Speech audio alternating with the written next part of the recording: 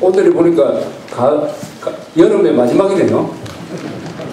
지난 3개월 동안 더위는 그렇게 기억이 안 나는데 비만 많이 내리고 이렇게 해서, 그러나 이 계절이라는 게 무서운 게 추석이 이제 한 보름 남으니까 완전히 뭐가 이렇게 바뀌는 것 같습니다.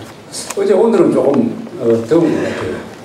이런 환절기에 특히 이 기관지 계통에 많이 신경을 써 주시기 바랍니다. 감기, 독감 예방 접종 하십니까? 독감. 내과에 가면 되는데, 그리고 폐렴. 저도 둘 다 맞았는데 부작용이 없습니다. 그냥, 폐렴 주사일 경우에는 한나절 약간 노곤한 걸 빼면은 괜찮으니까, 독감, 폐렴 주사는 꼭 맞아주시기 바랍니다. 지난 일주일도 역시 다사다난한 일주일이 돼가지고 무슨 이야기부터 꺼내야 될지 모를 정도로 잡다한 또 큰 사건이 많았습니다. 이 대구에서 세계 육상 대회가 열리는데 완전히 이 게임이 어디에 잡혔습니다.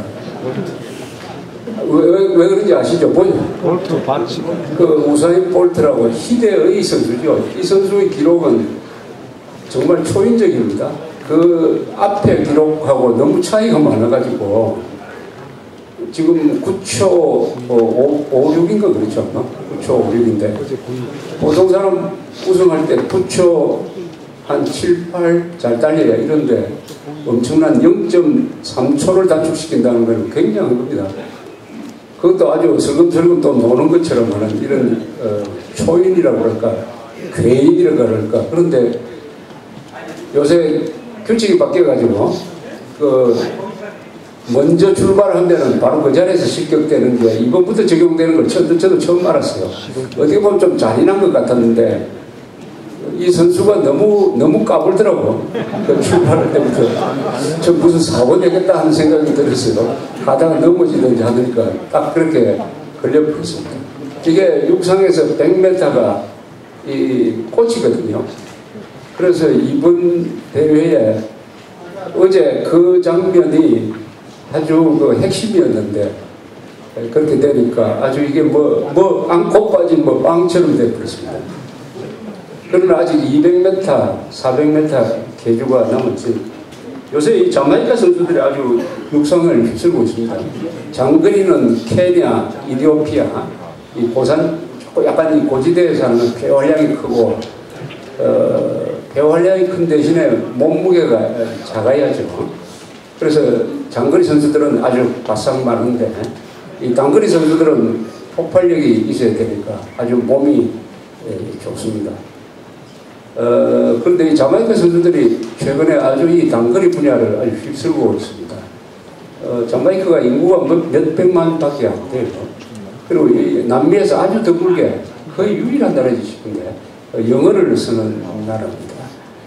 그런데 또 이게 살인 발생률이 세계에서 두 번째 아니면 세 번째일 겁니다. 살인 발생률이 제일 많은 세 나라가 있어요. 남아프리카, 남아공, 월드컵을 했던 남아공, 자마이카, 그리고 베네수엘라. 요새는 베네수엘라의 차베스 때문에 그게 아주 치안이 무너져가지고 인구가 2천만인가 그런데 1년에 살인사건으로 죽는 사람이 한 14,000~15,000명 돼요. 그래서 이라크에서 전쟁에서 죽는 사람보다 그 나라에서 살인사건으로 죽는 사람이 더 많다고 그래요. 하여튼 앞으로 즐길 일은 많습니다. 저녁에 가면은 육상 구경하는 게 아주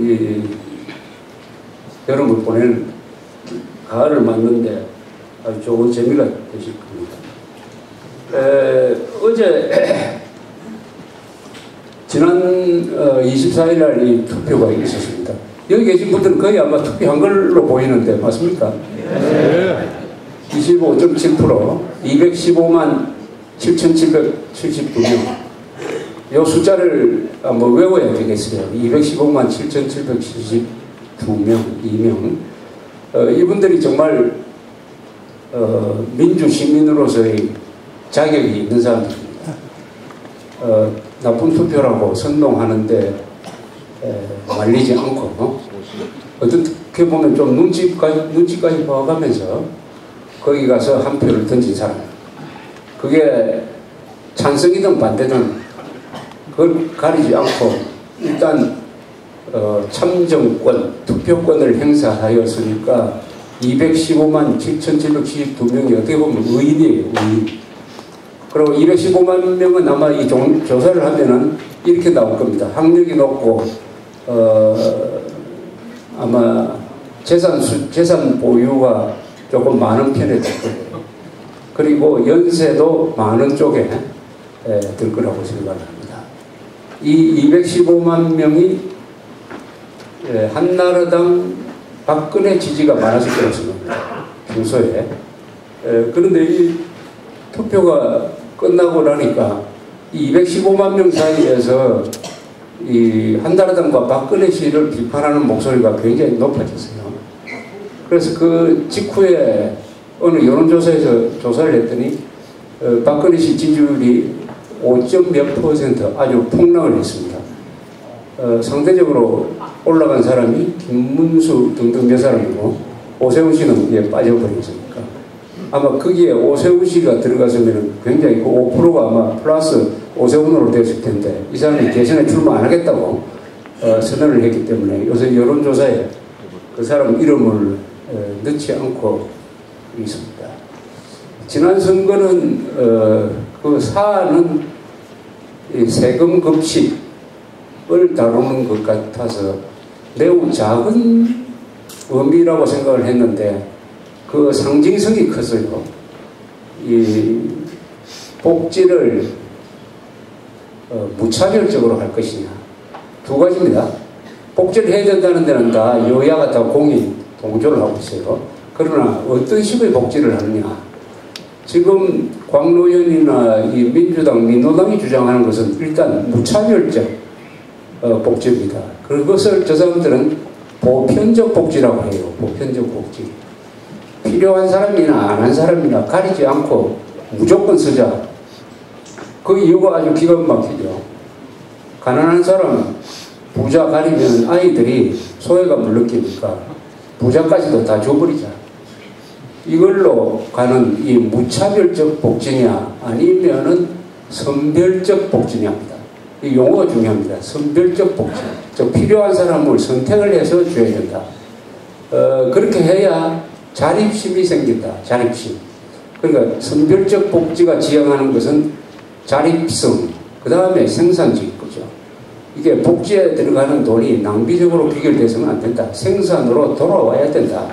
그러니까 이 3대 원칙입니다. 선별적 복지를 해야 자립심이 생기고 자립심이 있어야 생산성이 생기기 때문에 그 복지가 낭비가 안 되는 것이다. 근데 무차별적 복지를 주면은 이게 완전히 공짜 심리를 확산시켜가지고 일하고 싶은 사람도 이걸 일하고 싶은 사람까지도 일을 안 하게 만들어가지고 그 복지는 낭비적, 망국적 복지로 간다. 그러니까 무차별적 복지는 자립심을 파괴하고 결과로서 국가재정을 망치고 나라를 망친다 하는 그 선택을 놓고 어느 쪽을 선택을 할 거냐 하는 것이었기 때문에 이것은 굉장히 역사적인 명분이 있었어요.